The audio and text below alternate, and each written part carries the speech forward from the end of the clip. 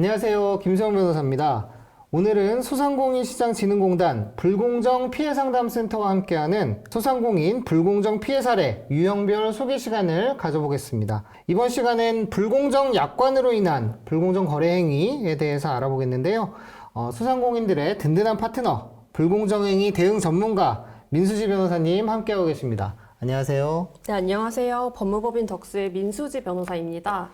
변호사님, 약관이라고 하면은 보통 이제 보험계약 같은 거 할 때 쓰이는 그 글씨가 작고 엄청 긴 그런 거 얘기하는 건데, 오늘 보험계약에 대해서 다뤄보는 시간인가요? 꼭 그런 것만은 아니고요. 약관이라는 거는 범용성이 넓은 걸 의미를 하고요. 약관 규제에 관한 법률에서는 이렇게 정의를 하고 있어요. 그 명칭이나 형태 또는 범위에 상관없이 계약의 한쪽 당사자가 여러 명의 상대방과 계약을 체결하기 위하여 일정한 형식으로 미리 마련한 계약의 내용이라고 합니다. 쉽게 말해서 다수의 고객에게 동일한 계약서를 내밀고 서명을 받는 행위는 약관 제시로 볼 수 있고 관련 법률의 규정을 지켜야 하는 것입니다. 그렇게 되면 생각보다 약관법의 적용 범위가 꽤나 넓을 수도 있겠다, 이런 생각이 드는데요. 오늘 네. 사례를 통해서 몇 가지 이야기들을 좀 나눠보면 좀 구체적으로 이해할 수 있을 것 같아요. 약관의 규제에 관한 법률이라고 말씀 주셨는데, 이른바 약관법 어떤 내용들이 있는지 간단히 좀 설명 좀 부탁드릴게요. 약관법은 개별 약관의 불공정 조항을 가려내기 위해 크게 일반 조항과 개별적인 금지 조항을 두고 있습니다. 이 중 신의성실의 원칙은 약관의 작성자가 상대방의 이익과 합리적인 기대에 반하지 않고 형평에 맞는 약관 조항을 작성하여야 한다는 원칙을 의미하고요.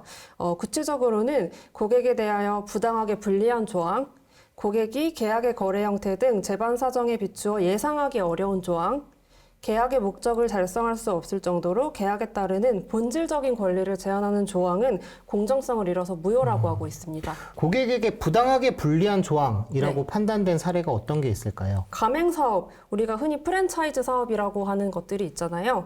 거기서 이제 도서 판매를 하던 사례가 있었는데, 신고인은 가맹계약 도중에 피시민에게 중도해지 요청을 하게 된 사례였습니다. 그런데 사업계약서 34조에 따르면 해지에 따른 원상회복과 관련해서 가맹사업자에게 지급된 도서는 바로 반납을 하고 해당 지역 추가 신규 사업자가 계약 후 발생하는 계약금으로 3개월 이내에 지급된다라고 규정이 되어 있었습니다. 이에 신고인은 위 사업계약서 34조의 내용이 신고인 입장에서는 지급된 도서를 바로 반납을 해야 되는 반면에 추가 신규 사업자가 생겨나지 않을 경우에 신고인은 계약금을 전혀 돌려받을 수가 없는 구조이기 때문에 고객에게 대하여 부당하게 불리한 조항에 해당한다고 주장을 한 사례입니다. 그러니까 가맹계약을 맺었는데 계약 네. 기간 중에 중도해지를 하는 상황에서 네. 너가 중도해지를 하면 내가 너에게 줬던 도서는 전부 다 즉시 반납을 하고 너에게 돌려줘야 될 계약금은 새로운 계약자가 생기면 그때 줄 수 있다. 맞습니다. 이렇게 계약서가 되어 있었군요. 네. 이제 공정거래위원회는 피시민의 사업계약서 34조 1항에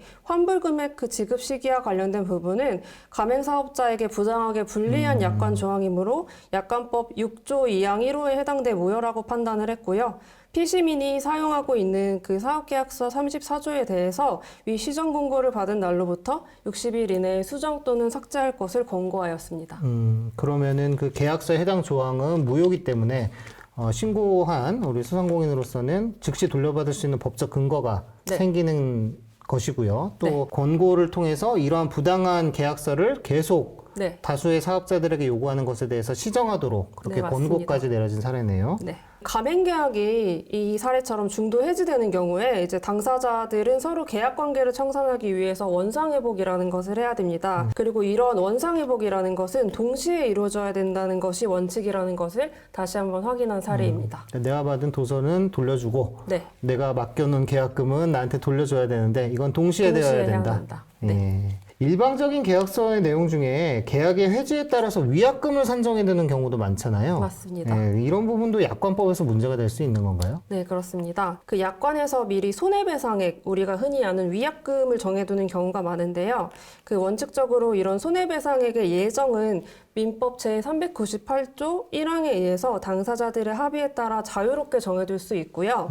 이러한 손해배상액이 과도할 경우에는 법원이 직권으로 이를 감액할 수 있습니다. 그러나 약관법은 여기서 한 걸음 더 나아가서 고객에게 부당하게 과중한 손해배상 의무를 부담시키는 약관 조항은 무효라고 규정을 하고 있습니다. 네. 위약금이 문제가 된 구체적인 사례가 있을까요? 그 복사기 렌탈업자로부터 복사기를 렌탈한 사례가 있었는데요. 신고인이 계약 기간을 준수하지 못해서 계약을 일방적으로 해지를 하고자 한 사례였습니다. 그런데 피시민과 신고인 간의 약관 제11조 5항에 의하면 피시민의 귀책 사유 없이 신고인이 계약 기간 중에 계약을 해지하고자 하는 경우에 직전 3개월 월 평균 렌탈 서비스 요금의 50%에 해당하는 금액을 그 잔여 기간 월수에 곱해서 해당 금액을 피시민에게 지불하도록 하게끔 규정이 되어 있었습니다. 그렇게 되면 위약금이 상당한 규모로 발생할 네. 수 있었을 것 같은데 네. 요거는 어떻게 판단되었어요? 이제 기기를 렌탈해 간 임차인이 개인적인 사정으로 계약을 중도 해지를 하고자 하는 경우에 이제 피시민의 입장에서는 반납된 복사기를 비슷한 조건으로 다른 고객에게 다시 렌탈을 하는 것이 가능하잖아요. 그렇죠. 네, 그래서 실제로 신청인의 중도 해지로 인해서 피시민이 있는 손해는 그렇게 막대하다고 볼 수는 없다고 판단을 했습니다. 네. 더불어 이제 공정거래위원회는 정수기 렌탈 표준 약관을 참고를 했는데요. 임대차 계약의 중도 해지의 경우 임대 기간의 잔여월 임대료의 10%에 해당하는 위약금을 부과하도록 이제 정수기 렌탈 표준 약관에서는 되어 있습니다. 그래서 그 점을 참고해서 50%는 너무 과도하다라고 판단을 했고요. 결론을 말씀드리자면 렌탈 계약을 중도 해지하고자 할 경우에 위약금으로 직전 3개월 월 평균 렌탈 요금의 50%에 해당하는 금액을 계약 잔여 개월 수만큼이나 부과하는 약관 조항은 고객에 대하여 부당하게 과중한 손해배상 의무를 부담시키는 약관 조항에 해당해서 약관법 8조에 따라 무효라고 판단을 내렸습니다. 그럼 그 해당 계약, 위약금의 계약의 내용이 무효가 되었으니까 네. 이를 근거로 적정 범위의 위약금을 합의를 할 수도 있었을 것 같고요. 네, 그 맞습니다. 합의가 여의치 않을 경우에는 법원 판단을 받아볼 근거가 생기기도 했을 것 같아요. 자주 등장하는 또 다른 불공정 약관 사례로는 어떤 게 있을까요? 계약이라는 게 어쨌든 사람 사이의 일이기 때문에 이게 언제 어떻게 될지 모르는 위험이 항상 있습니다. 그래서 많은 계약서가 해지나 해제와 관련된 조항을 두고 있는데요. 이는 약관에서도 마찬가지입니다. 근데 약관의 경우에는 이제 사업자가 일방적으로 작성을 한다는 점이 다르잖아요. 그래서 이 점을 이용해서 사업자가 자기에게 유리하도록 고객의 해제권 행사를 어렵게 하면서 이제 계약을 강제로 유지시키게끔 하거나 아니면 사업자만 해제권의 발생과 행사를 용이하게 하거나 혹은 해제 효과를 지나치게 확대하는 경우가 많이 있습니다. 그래서 약관법 제9조에서는 이렇게 민법 규정을 무시하면서 고객의 권리를 침해하는 규정들을 무효로 정하고 있습니다. 민법 규정을 무시하면서 해제 효과를 확정한다라는 말씀을 주셨는데 말하자면 이런 거잖아요. 민법에서는 네. 계약을 했을 때 계약에 따른 채무가 이행되지 않고 있어. 그러면은 제가 상당 기간을 정해서 이행해달라고 독촉을 해야 되고 그 기간이 지나도록 이행되지 않으면 그때서 이제 해제를 할 수 있다. 네. 이렇게 정하고 있는 거잖아요. 네, 비록 상대방이 그 계약을 위반한 사정이 있더라도 이제 계약의 존속을 무의미하게 할 정도가 아닌 이상 상당한 기간을 정해서 그 이행을 독촉하고 그 기간 내에도 이행을 하지 않을 경우에 그때 이제 비로소 계약을 해지를 할 수 있는 게 이제 민법의 일반적인 원칙이잖아요. 네. 이 유통계약 사례에서는 이제 갑이 을에게 제시한 계약서 내용 중에서 을이 다음 각호의 하나에 해당하는 경우 신고인에게 사전 통보 없이도 신고인과의 거래를 중지하고 본 계약을 해지할 수 있다라고 정한 사례가 있었습니다. 근데 공정거래위원회는 이 조항에 대해서 법률의 규정에 의한 해지권 행사 요건을 완화해서 고객에게 부당하게 불이익을 줄 수 있는 우려가 있는 약관 조항으로서 약관법 제9조 3호에 해당해서 무효라고 판단을 하였습니다. 일방적으로 제시된 계약서에서 부당하게 나의 권리를 제한하는 조항들은 약관법의 적용을 받아서 무효가 될 수 있다라는 점을 좀 기억해두면 좋을 것 같습니다. 마지막으로 소개해 주실 사례가 있을까요? 네, 마지막으로 채무의 이행과 관련된 약관의 내용 중에 고객의 권익보호와 관련된 부분을 살펴보겠습니다. 그 약관법 제11조에 의하면 그 법률의 규정에 의한 고객의 항변권, 상계권 등의 권리를 상당한 이유 없이 배제 또는 제한하는 조항, 고객에게 부여된 기한의 이익을 상당한 이유 없이 박탈하는 조항, 고객이 제3자와의 계약을 체결하는 것을 부당하게 제한하는 조항, 사업자가 업무상 알게 된 고객의 비밀을 정당한 이유 없이 누설하는 것을 허용하는 조항은 불공정하여 이를 무효로 하고 있습니다. 또 좀 말이 어려운데요.